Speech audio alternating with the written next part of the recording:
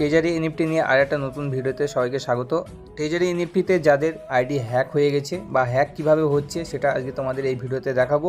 তো তোমাদেরকে প্রথমে সবথেকে একটা বড় নিউজ যেটাকে তোমাদের খেয়ালে রাখতে হবে এবং মনে রাখতে হবে, কাউকে কোনোভাবে ওটিপি শেয়ার করা যাবে না, মেলের কোনো ওটিপি কাউকে শেয়ার করা যাবে না, ঠিক আছে।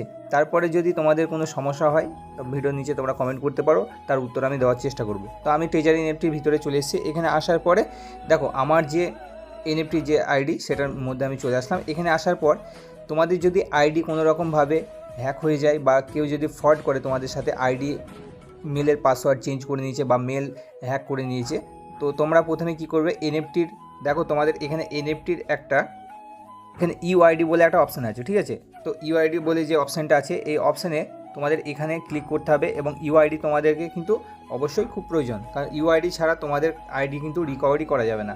তো ইউআইডিটা সবাই কিন্তু কপি করে নেবে তোমার যে আইডি, এখানে ইউআইডিতে এই চোখের কাছে তোমরা যদি এখানে মারো তাহলে কিন্তু এখানে হাত দিলে তোমার ইউজার আইডি এবং ইউআইডি তোমার শো করবে।